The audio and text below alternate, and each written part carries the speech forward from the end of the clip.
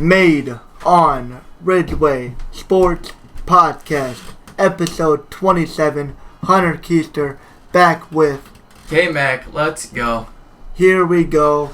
Episode 27, Made on Ridgeway Sports Podcast, as we bring you another week in the off-season of sports and the down period, as we like to call it, aka baseball season, and the summertime as we wait for the fall and the sports football season that is fastly approaching, and me and Kurt could not be more excited. Absolutely. Just a few weeks away from some really big things and big games, big moments, so just keep going along and talking about some really good topics. So let's get rolling.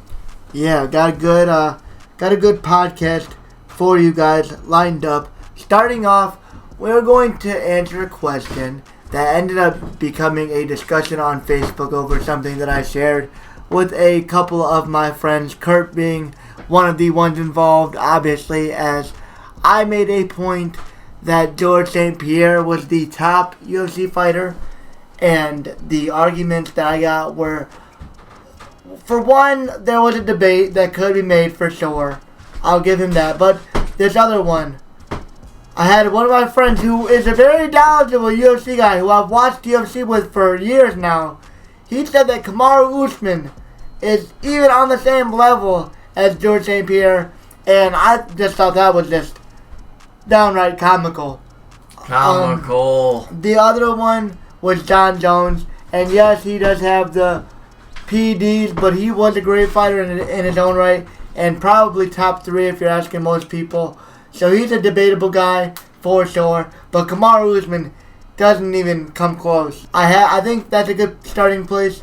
Kurt, I need you to kind of go over your thought process and why you think the way that you do. Because I say it, I tell it how I see it. I mean, watch George start from when, way back earlier in the days, way back when, and was a fan then when I was actually a lot younger, and really got into watching MMA fighting about late 2000s. Saw him lose, and then never saw him lost again.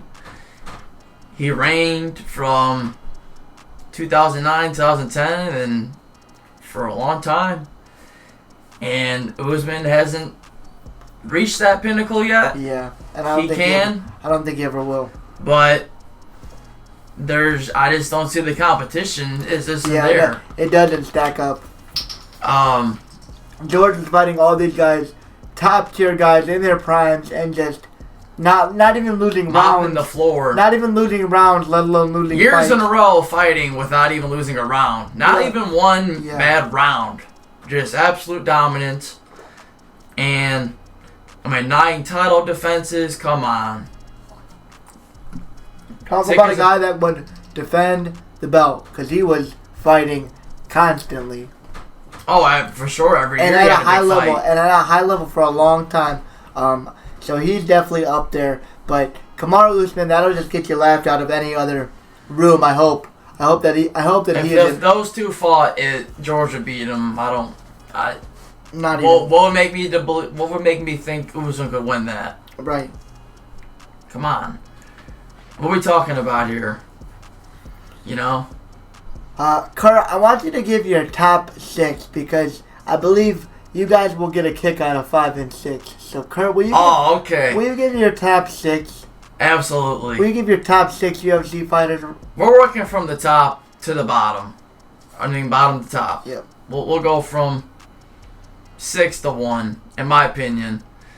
No, go from 1 to 6, because 1 to 6. Yep, 1 to 6. Okay, that's fine too.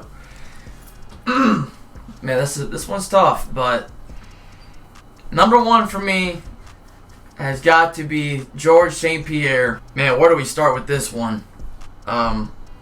Man, he was Canada's number 1 athlete multiple years in a row.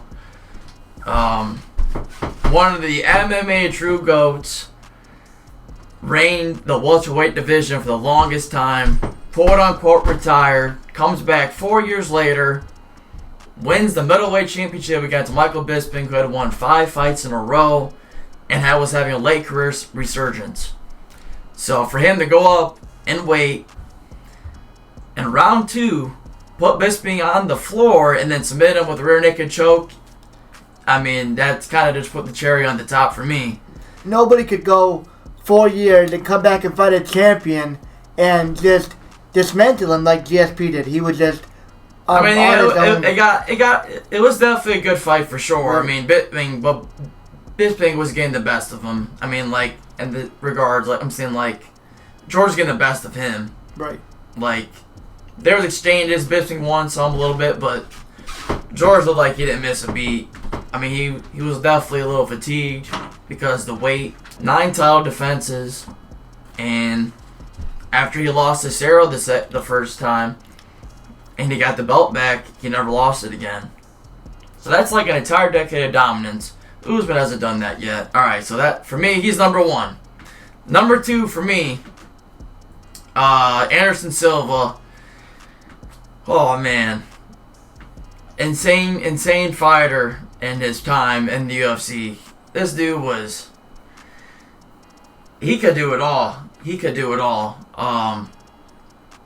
Not finish his opponents. His boxing was substantial, super fast, really good technique. I mean, just great kicks. I mean, one of the best fighters ever in his time. And just honestly hung around the UFC longer than he needed to, in my opinion. That's why he had so many losses. Yeah.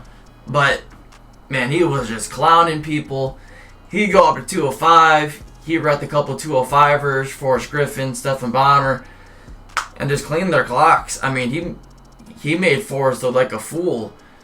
And karate kicked. I mean, actually not karate kicked. He front kicked Vitor right in the face. That was insane within like 20 seconds, 30 seconds. Or it was within the first round. So many moments you could look back and just see how great he was in his time. And it's a shame him and George never got the fight. Right, but, that would have been a great fight. That was supposed to happen so many times, but the problem was George never wanted to move up in weight. That's what it was. So, but Anderson for me is that too. I just wish he, man, sucks because he's had great fights like the Chael Sonnen fight. He was down like 4 rounds to 0. Ends up choking Chael 2 minutes left in the 5th round. That was an insane moment. But this the bad blemishes of the Chris Weidman fights. And he got beat by Bisping for like a big fight.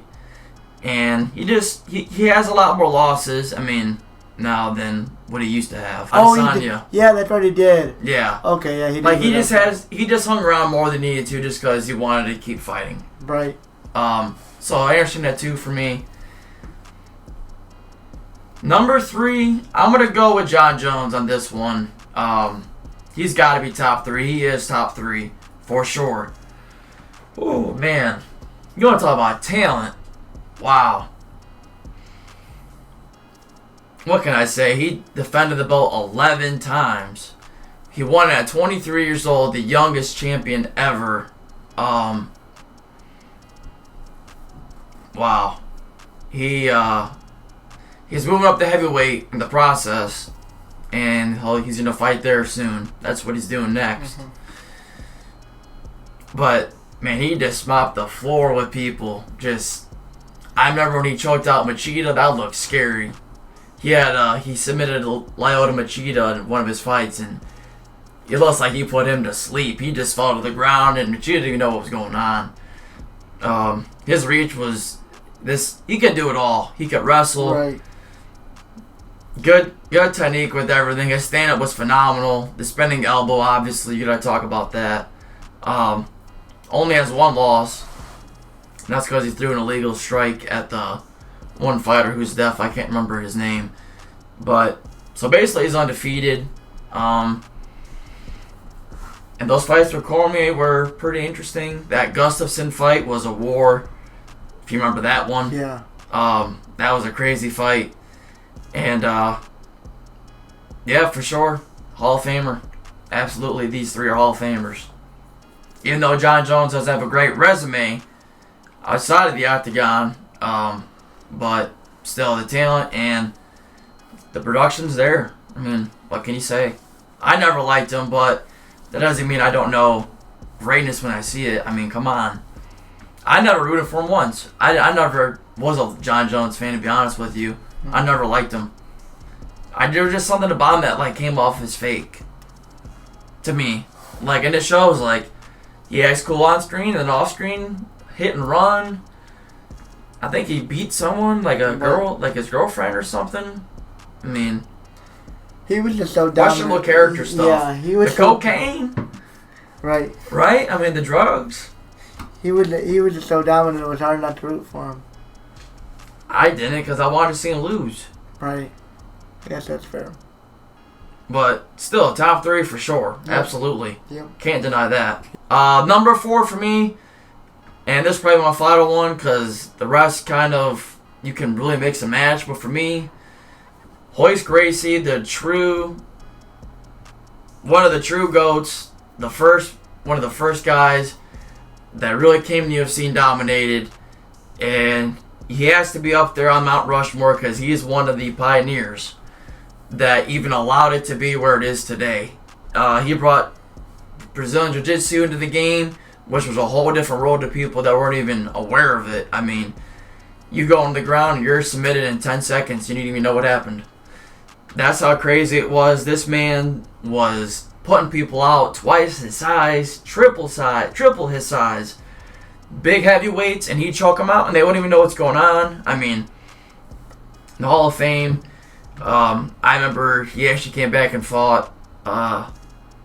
He fought someone, and he lost. It wasn't a good look, but he's up there for sure. And without him, there wouldn't even be a UFC because he's one of the originals. So right. For me, he's at 4. He's got to be up there. You gotta do 5 and 6. Ooh, 5 and 6. All right. Top 5. He is in the top 5, and he is top 5. You gotta add in character. You gotta add in. It's the whole package. All right. For me, Conor McGregor's number 5, and man, you want to talk about a killer? This man was a wrecking force, a force of nature. And truly another character we will not see for a very long time. Once in a lifetime athlete that we'll get to see ever. Where do we start, man? So many great fights. So many great moments. Just so much entertainment. The whole package. I mean, the first fighter ever to go cross-brand with boxing. I mean, owns a whiskey company. Slaying people in the UFC. I mean, just putting people out to sleep, schooling kids. Counter at 5 for me is the right. It's the right number for me. Yeah, no title defenses. We have to take into picture what he did and what he brought to UFC. This how many more people are watching it now because of him starting the decade off right. Because once George retired, Anderson was pretty much injured. Who was there to carry? It was him. And that's when he started running the company, was that 2013, 2014 range. And for me, he's at 5. I mean, what he did to all, though, was legendary. That whole build-up was awesome. And calling his shots, calling his fights. I mean, the press conference moments, the whole package for me. I mean, he went up and won a championship at 155 and made Alvarez look like a child. He destroyed Alvarez. Had 2 belts at once. First UFC double champ. Multiple fight of the nights. Performance of the nights. Everything. Fastest title fight victory in UFC history. Can't take it away. So he's number 5. And number 6 for me. We're putting Khabib there. We are putting Khabib there. Hate his style. God, is it boring. But he's a wrecker. Obviously, he wrecked Conor, so call it what it is, but the style's not exciting. Nobody wants to watch that crap. Who wants to watch that crap?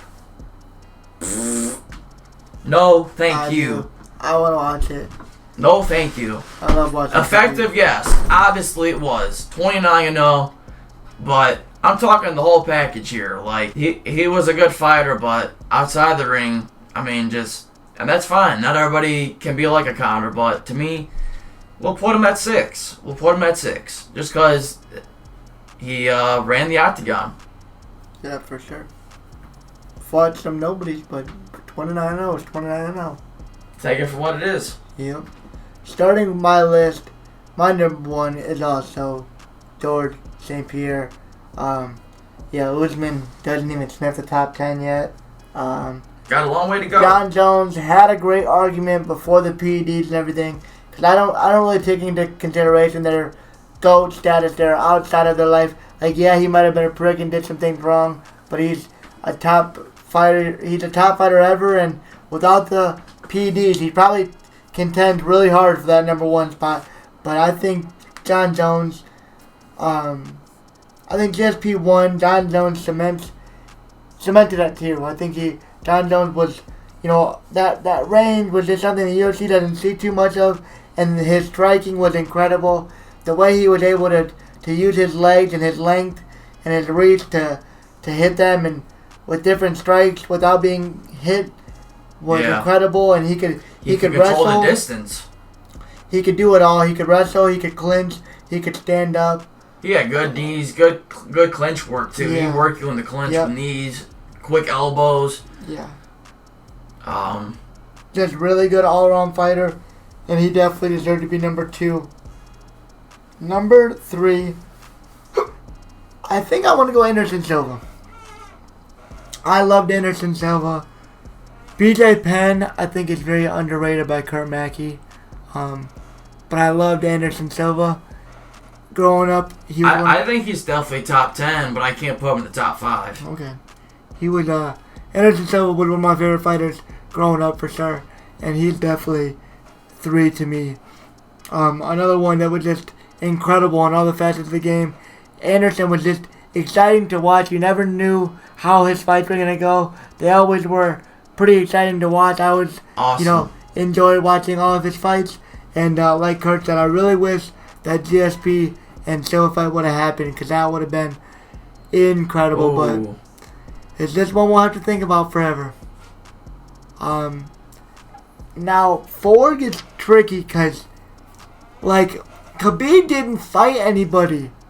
Like, he's 29-0, but, like, his record, like, he didn't fight anybody. And, like, yes, he was 29-0, but kind of put himself out there and fought people. And, like Kurt said, his brand was better and just kind of was more popular. So, when you were gonna watch a Conor McGregor fight, you knew it was gonna be exciting. You knew it was gonna be fireworks. That's what it is. Right. He bangs. He's in there to throw dynamite. He's not in there to just point fight and get a win. He's in there to finish you, or he's getting finished. Yeah. So and that's what people want to see. That's why he gets the numbers. It really depends on what your value and go is. Is it just strictly skill, performance, or is it octagon? Is it everything about the fighter? Is it everything about the fighter, or is it just the performance in MMA? Because if you're going on just performance, Khabib's 4. And you have to admire his. I think his. I don't care about anything else besides Allah and UFC and fighting. You know what I mean? I don't care about anything. Khabib's come out. He has said, "Oh, I have bread. I have water. I am fine. I don't need anything else. I have Allah. I have training. That's all that I need." And that's fine. He has proven that that's all he needs in his life. And I think that lifestyle, that wrestler's mental toughness that everybody preaches, he lives it to his core. And he was incredible in his own time. And for what he did, he dominated at it. Yeah. So I think that strictly performance, Khabib 4, Conor 5. I'd probably put BJ Penn at 6. I just stopped after Joyce Gracie because there's so many spots there's so many names you could put there for 5 or 6. Joyce Gracie's up there. Yeah. He's got to be. I mean, okay, so I'll say without him, these dudes wouldn't even be here. Yeah, I'll say Because he literally basically brought Brazilian Jiu-Jitsu to UFC. An entire way of beating somebody. A whole style. I'm gonna just personally go Conor, Khabib, BJ Penn, Joyce Gracie can be 7, but I'll just stop there. As I think we got it pretty well covered. The question. The $1,000,000 question. The fans in Ann Arbor have been wanting, and we're going to answer it in this podcast. Who will be quarterback 1 for the Michigan Wolverines this season? JJ McCarthy or Cade McNamara? We're answering it right now. Here we go. Kurt, I'll let you take the stage on this one, as I have a lot to say. So, Kurt, you can start us off. This is the biggest question that needs to be answered for this question, and this decision is going to impact how the season goes. So this decision that Jim's going to make is going to basically impact, it's going to determine everything for this year. Mm-hmm. So he needs to hit on this because this is huge. We can't muff this. We can't muff this around. Otherwise, if the season's gonna be a fail, for me the ship has to start off right. We can't. Yeah. We cannot mismanage the situation. So, who I think should start this season for the Michigan Football Wolverines? It's time to hand the keys over to JJ McCarthy. It's time to hand the keys over because I believe we've seen what Cade can be, and I think he's already reached his peak. And he played his role last year. He played his role. He got us to the Big Ten championship game. We won the game. Went to the playoffs the first time ever.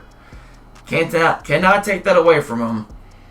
But that Georgia game, that's when I was converted over from being cool with Cade to we got to start JJ next year, because in that game, I saw JJ make throws that I don't think Cade can make or would even try making, because I don't think he has the vertical passing game that JJ can bring this season.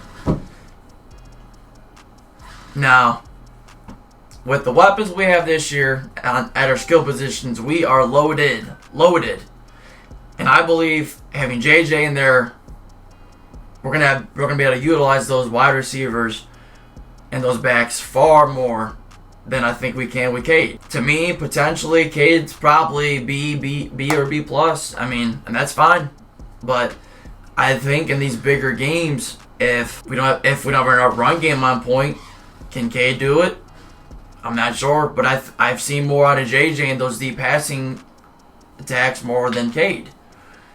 I remember a lot of last season, Cade not having good deep throw accuracy. But there was other times when he did. It was very hit or miss. Yeah.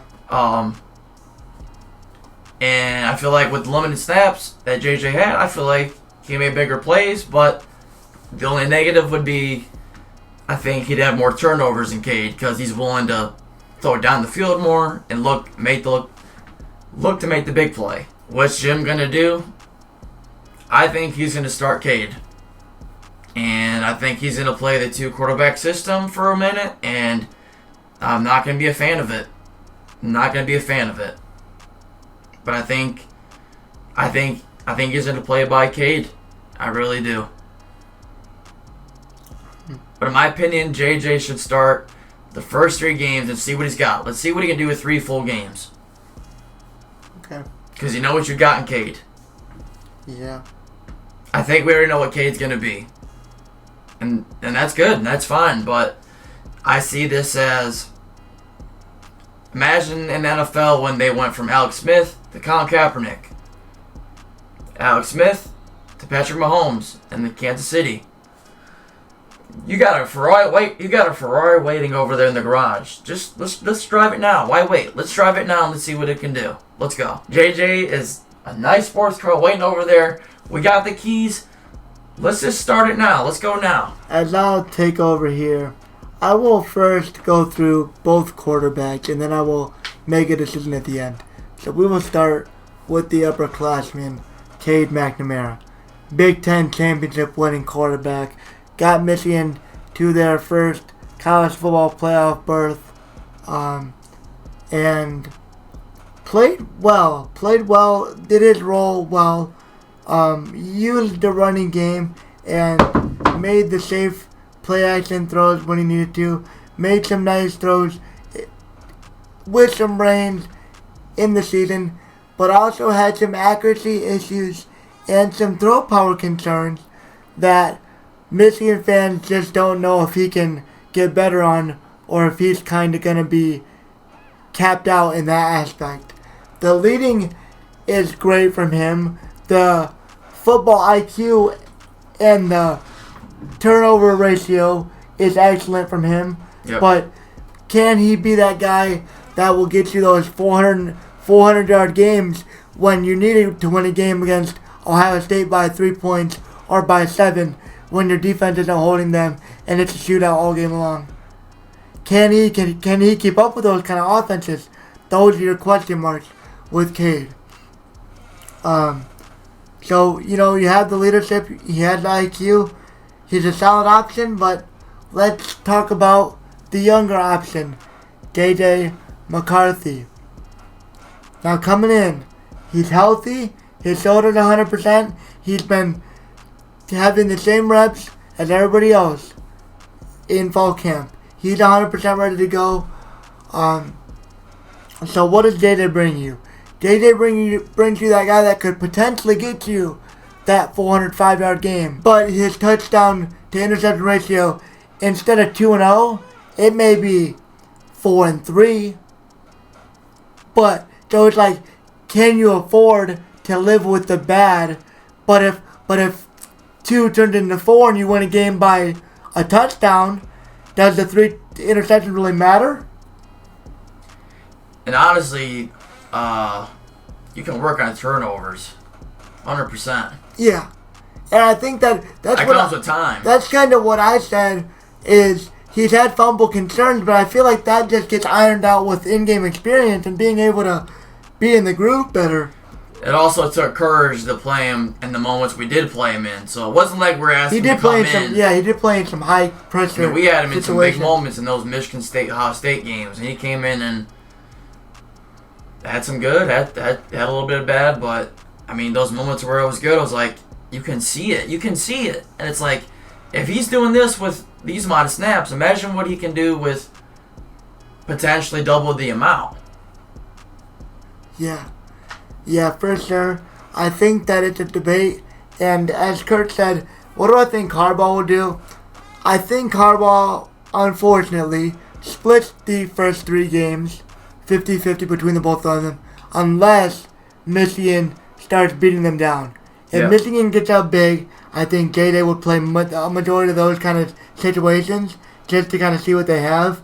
But I mean, when it's like that, it's like the offense is so vanilla. All that I'm asking for is I hope a clear-cut majority starter is named before they start Big Ten play. That's all that I'm asking for. That gives them 4 weeks till that time, and because if they go, I think it'd be weird to try to run an offense against the Big Ten defense, running 2 quarterbacks. That would just be, I don't know. I want to like it. I'd be very concerned. I'll say that for sure. I'd be very concerned. My majority starter for this season, as I made my prediction in my Sportsnet Michigan 2022-23 season preview. That will be out at the end of the week. Sportsnet, I will link that, or you will see tweets and stuff about that from me. But that's just my personal writing side, a little plug for that. But in my prediction, I said JJ McCarthy would be the majority starter, and I want to stick with that. I think that JJ just flat out beats Cade at some point. I don't know how. I hope it doesn't cost Michigan a game for JJ to finally beat him out, quote unquote. But I hope that everything just moves swiftly and the team clicks. But I just hope that the team looks better with one of them. Because like I said, I'm fine with Cade. If Cade showed, I told Kurt this off podcast. If Cade showed that he improved accuracy-wise and throw power-wise, I'm fine with him starting again if he earns it. But I want him to fully earn it. And I just don't know if he'll ever fully earn it or if Harbaugh will just stick to his upperclassmen, which could cost them a 5-star if he doesn't feel like waiting around. I've had a couple of Michigan fans say, oh, he's been really loyal to Michigan. Well, what if they're not loyal back? JJ's been real loyal to Michigan. What if they're not loyal back about the playing time that he was probably promised? What if he doesn't? Recruiting him, yeah. What if he doesn't want to wait anymore? That's my only worry. So only time will tell. And Harbaugh's got a really. It's a program-altering decision at this point, as Michigan is in a really program-defining year. With will it go back to getting beat by rivals, or can you continue this success and kind of save your name for Michigan if you're Harbaugh? So only time will tell, and we'll be monitoring that very closely as we start the year. But we will say JJ, but I wouldn't be surprised if they end up being expecting Cade. Yeah. I'm expecting Cade, but I think it should be JJ. Yep, 100%. I agree. Moving on to some NFL news. Rayquan Smith demanded a trade from the Chicago Bears. And where do we think he might end up? Who was going to trade for Roquan Smith out of Georgia? He's been a really good linebacker for them. They drafted him a couple years ago.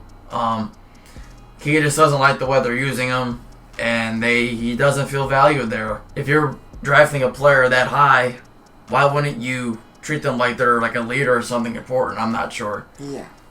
And it's kind of why Chicago's been a bad team for a long time, for the most part. Right. So I don't blame him for wanting out. If you don't feel like you're used somewhere right, hey,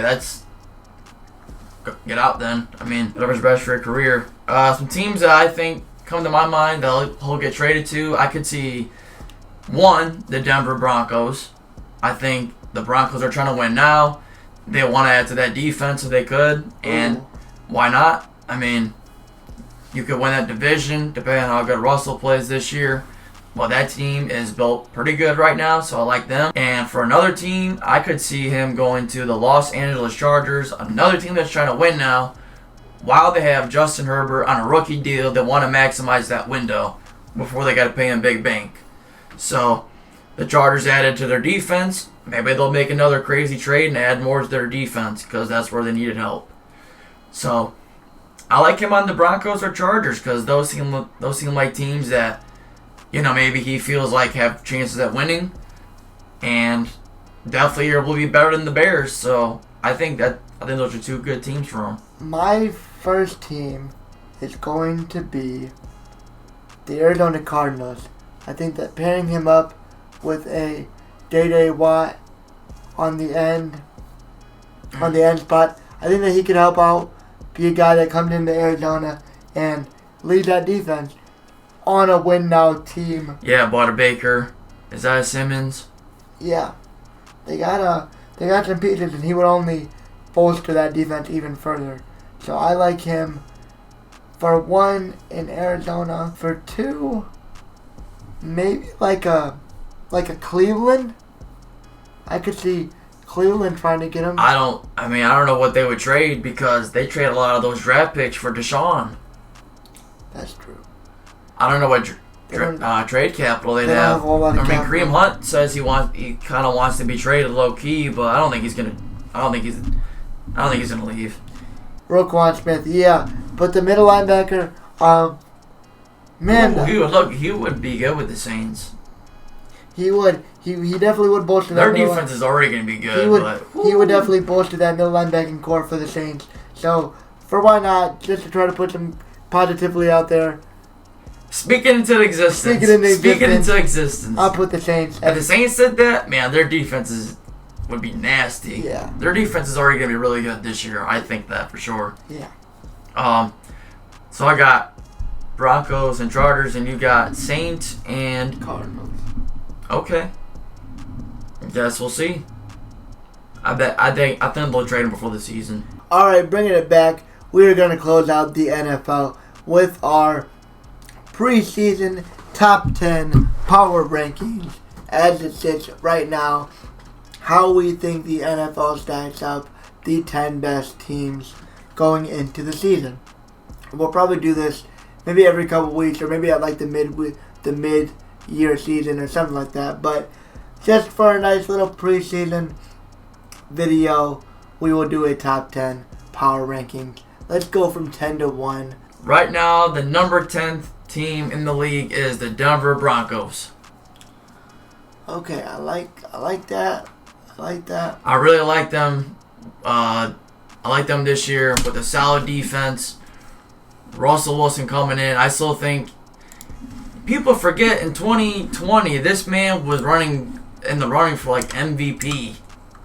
And in 2019 when Lamar won, he was running for MVP. He's a little bit older, but I think with that team in Denver, with that running game, those receivers, I think they can be a playoff team. So for me, they're 10. All right, as I will say my first, I think if I'm looking at the 10th best team in the NFL, I think the Tennessee Titans are very underrated. That defense does have some question marks that may push them outside the top 10. Baltimore being at 10 is probably a good spot for them as I'm looking at the teams. So I guess I'll give me the Ravens. Give me the Ravens at 10. The Baltimore Ravens at 10. Yeah. All right. For me, right now, at number 9, I have the Los Angeles Chargers. I really like them this year because Justin Herbert his potential is through the roof. He's a gunslinger. Austin Eckler out of the backfield, and he's a good running back as well. Can catch it, run it, he scores. He's a really good player for them. Keenan Allen out of the slot, and then Mike Williams. So they put up points. Really good offense. And they had a very bad defense last year and added a lot to that this year. Adding J.C. Jackson at cornerback, getting Khalil Mack, and there's your additions. I mean, shoot, if those two can stay healthy, you got a good corner and a good red edge rusher. You had Joey Bosa off the edge as well, and there you go. You got a pretty solid defense if they all play to up what they could be, but we'll see. So for me, they're at 9. Yeah, for sure. At 9 for me, I will actually go with the Denver Broncos and the Russell Wilson, the newly led Broncos by Russell Wilson and company. I like their offense potential with Jerry Jeudy, Russell Wilson. That defense is still pretty decent. Not as good as in years past, obviously, but I still like them to be a top 10 team. So give me the Broncos at number 9. Number 8 for me is the Las Vegas Raiders. I really like what I'm seeing out of their offense this season. Derek Carr with Devontae Adams. Hunter Renfrow has slept on, one of the best route runners in the league. He's a nasty route runner. You got Darren Waller at tight end. When healthy, he's one of the best vertical tight ends in the league. Really good at stretching the field. Good route runner, can do it all. And if Chandler Jones can bring a little something, you got a good little edge rushing game there with Max Crosby and Chandler Jones. If he's healthy and ready to go, then maybe they'll bring a little spark there. But I like the Raiders at 8 because they made the playoffs last year and they made a big addition to Devontae Adams. And they still have a decent running game with Josh Jacobs, but I think they'll be a playoff team for sure. Yeah, alright. At 8 for me, give me the Chargers and Herbo and Eckler and Keenan Allen and a solid defense from last year. That garbage ass Boza. Sorry. So that guy Boza led defense for the Chargers. But I like them at 8. So yeah, keeping it going. Number 7, for me is the Green Bay Packers. Hard to deny Aaron Rodgers in the regular season, and you know they'll win that sorry division. Come on, Minnesota, Detroit, and Chicago. Yeah, they're going to the playoffs. I still like their squad. They have a good defense. Jair Alexander, Rashawn Gary really blew up last year. Rodgers, you got Aaron Jones, A.J. Dillon, and Rodgers has he can make good receivers. I'll give him that. So I got them at 7. At 7 for me, I think the Bengals. I think I want to put the Bengals at 7. Okay. Yeah. I like the Bengals. At 7. I like the Bengals at 7 with a really good offense and Joe Burrow coming back. They bolster that offensive line. The receivers are still going to be good. That defense got better with drafting, highlighted by the Michigan man, Daxton Hill. And Let's see. I like it. I like the Bengals to be a top team. See if Jesse Bates plays. Yeah. Jesse Bates is a huge question mark, though, for them right now. If he don't play, that's a big loss for them. Absolutely. All right. On to number 6. Speaking of the Bengals, I got the Bengals at 6 for me. If they play up to what they should be, I can definitely see them at a 6. But we'll see. Super Bowl letdown could be a thing. We'll see. Obviously, Jamar Chase is that dude. T. Higgins is also really good. Joe Mixon has been a solid back for them. Now they actually can hopefully get a good O-line. But they need to keep Joey B protected because I don't want to see young talented player get hurt and injuries ruin his career. Hence Andrew Luck. And hopefully they get him an O-line because I think he'd be really good. But their defense played good during the playoffs, and we'll see what Daxton Hill can bring. And I like them at 6. I think that's a good spot for them. At 6 for me is the Las Vegas Raiders. This might be just a tad bit high. I kind of mixed up the order on which I wanted to go, and I realized I had a gap in the middle. So I kind of just threw the Raiders in at 6 to kind of round it out. Yeah, I like the Raiders. I think that their offense could have a potential to be really good. It rides on Derek Carr, obviously. That defense is going to be good from a year ago. They barely just lose to the Bengals, and I think they're a top 10 team for sure. Like I said, I think my order might be a little bit off, but you guys get the point. Fair enough. Heading to the top 5. The 5th best team for me right now is the San Francisco 49ers. A team that was one dropped interception away from winning the NFC Championship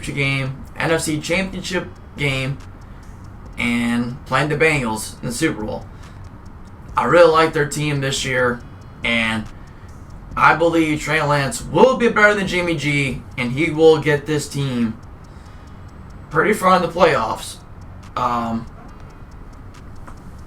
Maybe not Super Bowl this year, maybe next year, but I really like what they got with George Kittle, a good running game, Deebo Samuel, a good defense led by Fred Warner, Nick Bosa, and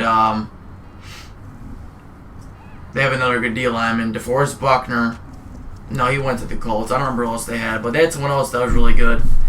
And they were one drive away from the Super Bowl last year. So I got them at 5, and I think they'll be a really solid team.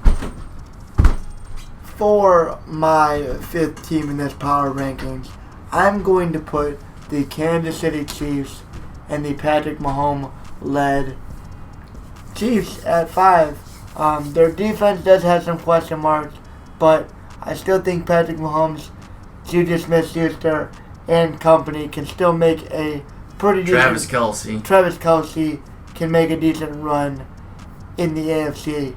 So I like them at 5. All right. Number 4. The Kansas City Chiefs, for me, are still a top 5 team. No doubt. I cannot doubt. That's crazy.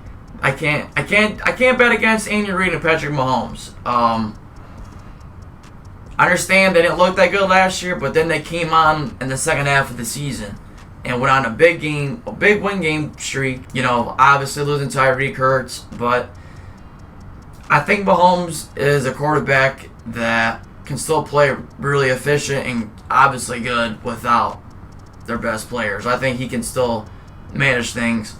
No running game really to speak of. Their defense is obviously going to be questionable. I mean, they lost Tyrann Mathieu, who was literally their best defensive player. So it's going to be on Mahomes and Reid to lead that offense. And I think they'll be able to do it. And I still think they'll win that division probably. So I got them at 4. My 4th team is the Green Bay Packers. Ooh. I like Rodgers to still be able to lead to probably almost the NFC Championship game, if I'm being honest. I think their defense is good enough to get them there. Their offense will be good enough as long as everybody stays healthy. I think they have the pieces that can. If Rodgers plays as well as I think he can play, I think he can make a deep NFC playoff run. So I like the Packers at 4. All right, number 3 for me is the Tampa Bay Buccaneers. I like them a lot this year, led by Tom Brady. Leonard Fournette is way overweight and out of shape. That's not a good look. But Mike Evans, Chris Godwin when he's healthy, when he comes back, for sure. You add in Julio, and they got that receiver Russell Gage out of Atlanta. You know that offense is going to be scoring points. They got rid of Bruce Arians, so their head coach is actually going to play to what Tom likes to play like. And I do think their defense is going to be a bit of hit or miss, but I do like Devin White, Levante David, and Antoine Winfield Jr. So I got them at 3. Tom almost pulled off a crazy comeback in the playoffs against the Rams. So I think if they're all healthy, I think they are one of the top teams in the whole league. Yeah, it's hard to bet against Brady. I had them slotted right there as well at 3. Like Kurt mentioned, the greatest of all time, Tom Brady. He was an MVP running last year. Yeah, he's 40-some years old and still just 44. Still just lighting up the NFL. He is great at quarterbacking, and that team around him is still really good with a lot of pieces, and that defense is still really good. So I think they didn't play good last year, though. Yeah, I still think that the South will probably end up going to the Bucs. I think the Saints could give chase, but probably not enough to catch the Bucs. So at that 3rd place, I like the Tampa Bay Buccaneers. Here we go. Top 2 teams right now. For me, at number 2, representing the AFC, the Buffalo Bills. For me, they are the best team in the AFC right now. I already like how their team was built, and they only added to it. They were literally seconds away from winning that Chiefs game. Arguably, they really should have won it, but their defense obviously choked big time. Yeah. I think Josh Allen is going to be a really good player this year, and I think he's going to do big things with them again. You add James Cook at running back. You have Stephon Diggs, Gabriel Davis that scored a lot of touchdowns that Chiefs game. Looks like he could be a good number 2 for him. Defense, you're still talking one of the best defenses in the league. They were I think number 1 last year. You get Von Miller. You still have a really good safety duo with Micah Hyde and Jordan Poirier, and you get a healthy Trey White back, who is a very good corner. Mm-hmm. when he's healthy, he's probably top 3, top 5. And I really like them a lot this year. They got a lot of hype behind them, and let's see if they can do it. But I like them a lot this year. So Buffalo at 2. Yeah, I also did like Buffalo at 2.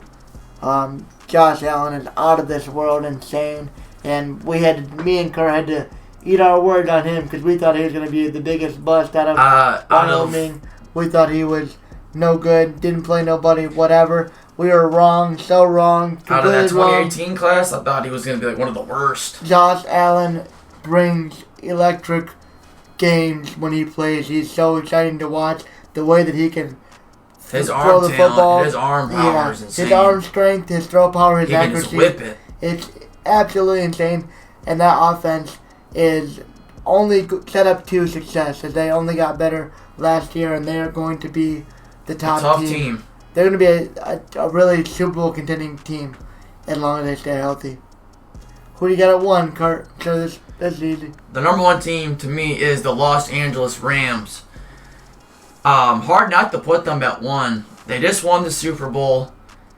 I mean, how can you really say anybody's above them if they won the Super Bowl and they still pretty much remain the same? They did have Odell for that stretch run. He got hurt, unfortunately. Fingers crossed, hopefully he comes back. Because I do like his game, but they did lose Odell. And they only got better by adding Bobby Wagner on defense. Maybe a little bit older Bobby Wagner, but he's still Wagner. Still one of the best tackling players in the whole league. He'll fill in. He'll still fill in for that middle linebacker spot. He's cool. He's cool still. Considering you have Aaron Donald and Jalen Ramsey, yeah, you can slide him right in and he'll look good there. Yep. Matthew Stafford is still going to be really good, I believe. Cooper Kupp, was he going to really replicate a season like that? Probably not, and that's okay because those numbers were out of this world. He'll still be a really good receiver, and that's all right. Yep. It's hard. You can't expect a season like those. Don't come along. They don't. You add Allen Robinson, and still just a solid team that I think is going to be a big contender this year. In that NFC, and potentially could represent the NFC in the Super Bowl. So, I like them a lot. Yes, I do agree with Kurt once again. My boy Matty Stafford, Super Bowl champion, Good Los for him. Angeles Rams. Good Great for him. So happy for him getting out of Detroit. But the Rams only got better. Bobby Wagner didn't really lose anybody too significant. Cooper Kupp, still a top receiver. Like Kurt said, don't think he'll repeat as high of numbers, obviously, as he went for. There'll be some regression. He went for ridiculous numbers, so there'll be a little bit worse. But he'll still be a really good receiver and headline that Rams receiving core. And the defense is still going to be really good, so I think the Rams will make a push, and could be them and Brady, or there's a lot of good. It's going to be a really interesting season. So this is a really early, just before we get started, top 10, subject to change with injuries and things of that nature. But as of right now, that's what we got for top 10. And let us know your top 10 in the comments. Let us know what. What do you agree with? Who you disagree with? Yeah. Who's in your top 10? Absolutely. Who should be representing? So that brings us to some golfing news. Cameron Smith goes from the PGA Tour to LIV for, what'd you say, $100 million? Yeah, reported $100 million. Cameron Smith was a young and up-and-coming PGA Tour golfer. Just won the British Open at St Andrews, a really historic course, a really challenging course. And for him to be really, he's super young, and he won one of the hardest courses, and he gets a reported $100 million to join PGA's rival LIV Golf, the Saudi Arabia-backed golf league. Kurt, what do you make of a rising star in one league jumping ship and getting absolutely paid by another league? I think this is the first of many to come until the PGA changes, their their fees here and their payouts. I think there's more to come of it. I think you're going to see a lot more athletes that are just, catching on to what they could be making versus what they are making, and it's like, it's hard to be mad at them. I can't be mad at them because I've been doing the same thing. Yeah. And I'm not going to be hypocritical, so. Yeah. You see how much these owners are making, and it's insane. It's like, wow, I want a piece of that pie. Yeah, absolutely. So, I think this is the first of many, to be honest with you. I think we're going to see a lot more of this happening as time goes on within the next 5 or 6 months. Yeah, that's a good point. I think. How many years was it for? Did it say? I don't think it said. It's a $100 million deal. Yeah. Wow. Yeah, that's what's been reported so far. Who knows if we'll get a full-out answer or not. I saw the top headline. I guess he was pretty angry and he walked out of his press conference when they announced it. He was not very happy with the questions he was being asked. By the media? Yeah. So that was pretty interesting to have him walk out. But I think that it's hard for a kid that just graduated college to pass up $100 million. That's obviously life-changing money, and when somebody just has that and says, sign here and it's yours, it's like, yep. Why would you sign? Why would you have loyalty where one league pays you $150,000 for last place or something like that, maybe even more, and PGA Tour just tells you to get lost if you lose.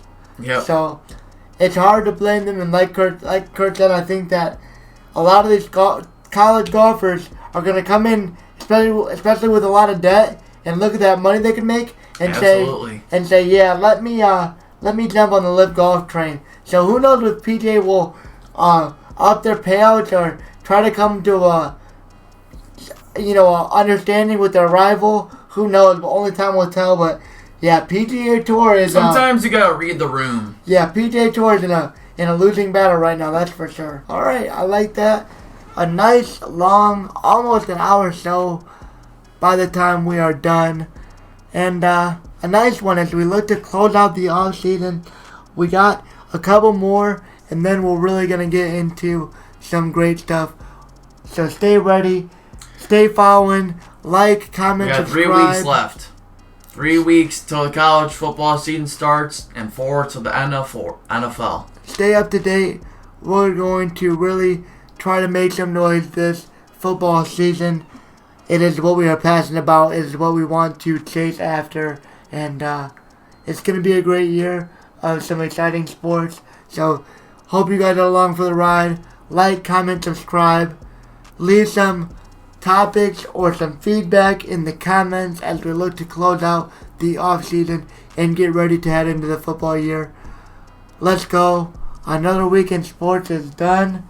Made on Ridgeway Sports Podcast, episode 27. Peace. Adios.